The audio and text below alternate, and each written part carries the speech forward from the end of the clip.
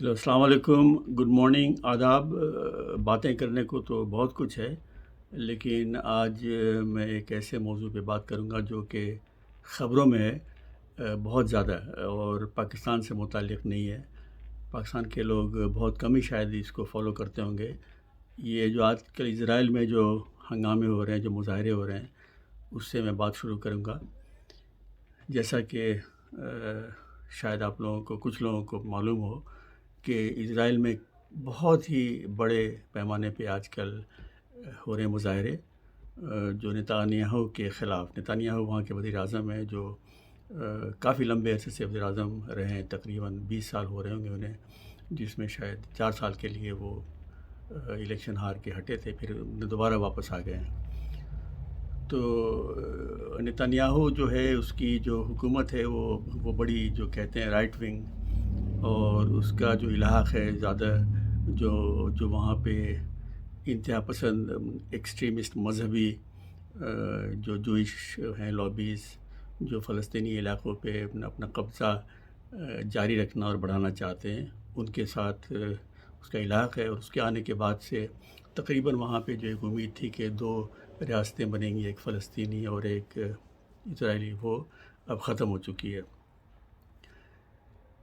نتانیاہو جو ہے وہ یوں کہیں کہ وہ اسی تھان سے کٹا ہے جس سے کہ ٹرمپ اور پوٹین اور ایردوغان اور میں کہوں گا عمران خان بھی، جن کی خواہش ہے کہ ان کی مرضی کے مطابق حکومت چلے اور وہی ہر چیز کا فیصلہ کریں، یعنی کہ جمہوریت سے ہٹ کے ملک جو ہے آٹوکریسی کی طرف آ جائے، اور اگر ممکن ہو تو ڈکٹیٹرشپ وہاں پہ چلے۔ تو سب یہ جو میں نے کئی نام لیے، جس میں اور بھی آپ ڈال سکتے ہیں کہ بولسونارو برازیل کا، یا ہنگری کا جو لیڈر ہے، یہ لوگ چونکہ ملک بھی سارے مختلف ہیں اور لوگ مختلف ہیں، تاریخ مختلف ہے، وہاں پہ کچھ کانسٹیٹیوشنز کا بھی ہوتا ہے رول، تو سب کا جو سٹائل ہے اور جو طریقہ کار ہے وہ مختلف ہے، لیکن سب میں جو بات کامن ہے وہ یہ ہے کہ اپنے آپ کو عقل کل سمجھنا اور تقریباً مسیحا بن کے حکومت کرنے کی کوشش۔ اچھا، اب اسرائیل اور پاکستان میں کافی چیزیں مشترکہ ہیں اور کافی چیزیں الگ بھی ہیں۔ مشترکہ یہ ہے کہ یہ صرف 2 ریاستیں ہیں دنیا میں جو کہ مذہب کے بنیاد پہ قائم ہوئی، اور دونوں 1 سال کے فرق سے، پاکستان 1947 میں ایگزسٹنس میں آیا اور اسرائیل اس کے 1 سال بعد 1948 میں۔ دوسری بات جو مشترکہ ہے وہ یہ ہے کہ دونوں کے جو فاؤنڈنگ فادرز تھے وہ تقریباً سارے ہی کافی سیکولر تھے، کافی یا بہت زیادہ سیکولر تھے۔ جناح صاحب کے بارے میں تو سب کو پتہ ہے، اور وہاں پہ جو بین گورین وغیرہ تھے، یہ سارے سوشلسٹ تھے اور سیکولر تھے۔ تو اس کا نتیجہ ایک یہ ہوا کہ جب یہ مذہب کے نام پہ دونوں ریاستیں بنی، اور جب حکومت بنی اور سیکولر لیڈرز جنہوں نے اسے ایگزسٹنس میں لایا تھا، جس کے لیے انہوں نے جدوجہد کی تھی، تو بننے کے ساتھ ہی تقریباً دونوں ملکوں میں جو مذہبی طبقہ تھا، جو مولوی اور وہاں پہ ربائز تھے، انہوں نے اثر انداز ہونا شروع کیا۔ پاکستان میں اس کا جو پہلا نتیجہ تھا وہ تھا آبجیکٹیوز ریزولوشن، جو 1949 میں 1948 میں 49 میں 12 مارچ 1949 میں وہ پاس ہوا، جس کا کہ پورا نام تھا aims and objectives of constitution, جو آبجیکٹیوز ریزولوشن کے نام سے جانا جاتا ہے۔ اس کے بعد جو اختلافات بڑھتے گئے، مذہبی جو لابی تھی اور جو سیکولر لابی تھی، دونوں کے بیچ میں اور بھی اس میں مسائل تھے، لیکن اس کی وجہ سے جو کانسٹیٹیوشن بننے میں تقریباً 10 سال لگ گئے۔ 1956 میں مارچ میں کانسٹیٹیوشن ریٹیفائی ہو کے وہ امپلیمنٹ ہوا 1956 میں، یعنی کہ پاکستان کے بننے کے 9 سال بعد۔ اسرائیل میں اس سے بھی زیادہ تاخیر ہوئی، بلکہ تاخیر ہی نہیں ہوئی، بلکہ اسرائیل میں کانسٹیٹیوشن بن ہی نہیں سکا۔ تو اسرائیل میں ابھی بھی کانسٹیٹیوشن جو کہتے ہیں نا ریٹن کانسٹیٹیوشن، وہ نہیں ہے۔ دنیا میں بڑے چند ممالک ہیں جہاں پہ ریٹن کانسٹیٹیوشن نہیں ہے، جس میں اسرائیل کے علاوہ انگلینڈ اور نیوزی لینڈ بھی ہیں، اور کسی حد تک کینیڈا بھی آپ کہہ سکتے ہیں۔ وہاں پہ ریٹن کانسٹیٹیوشن ایک جو والیوم، ایک جو کتاب کی شکل میں ہوتا ہے، وہ نہیں ہے۔ اچھا، انگلینڈ میں اسے کہتے ہیں ان ریٹن کانسٹیٹیوشن۔ بہرحال اس میں ابھی جانے کا وقت نہیں ہے، لیکن اسرائیل میں انہوں نے پھر کیا کیا کہ الگ الگ قانون وہ پاس کرتے رہے، اور یہ ارادہ تھا کہ وہ بعد میں جا کر کانسٹیٹیوشن بن سکے گا، لیکن وہ آج تک نہیں بن پایا۔ تو وہاں پہ 13 جو ہیں وہ ہیں جو کہتے ہیں بیسک لاز آف اسرائیل، جو پہلا پاس ہوا تھا 1958 میں، اور جس نے کہ یہ ڈیفائن کیا کہ وہاں کا جو پارلیمنٹ جسے کہتے ہیں دا کنیسٹ، وہ کیا ہوگا اور کیسا ہوگا۔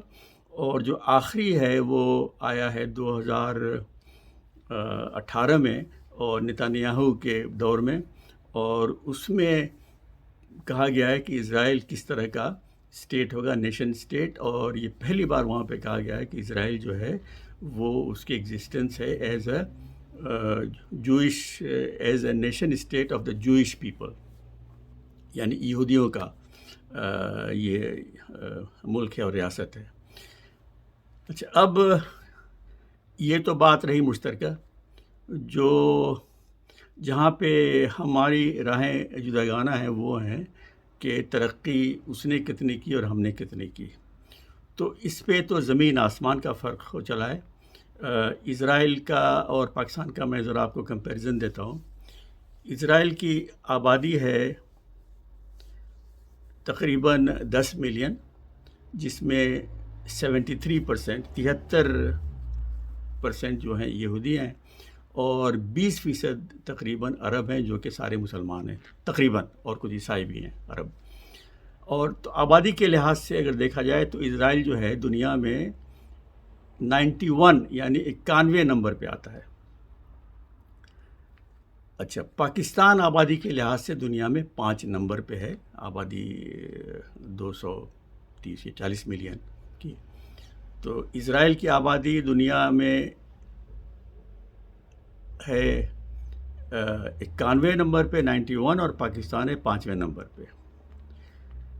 اچھا، اب اس میں جو اب دیکھتے ہیں جی ڈی پی، جو اکنامک جو پاور ہوتا ہے وہ کیا ہے۔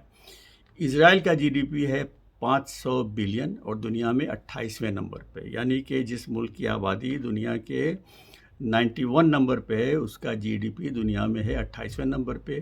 اور پاکستان جس کی آبادی دنیا میں 5ویں نمبر پہ ہے، اس کا جی ڈی پی ہے دنیا میں 42ویں نمبر پہ، 42 پہ۔ اور یہ ہے جو جی ڈی پی کی جو رقم ہے وہ 375 بلین۔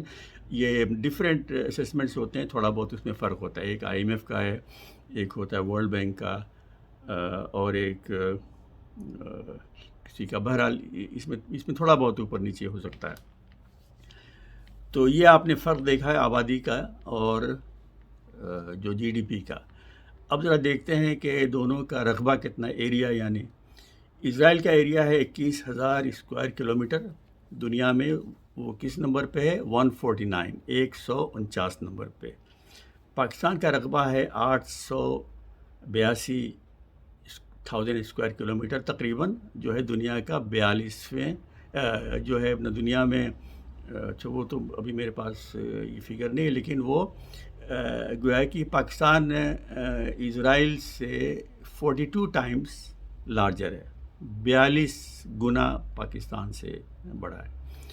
اچھا، اب آبادی اور رقبے میں بہت بڑا، لیکن اکنامک پروڈکشن میں اس سے بہت نیچے۔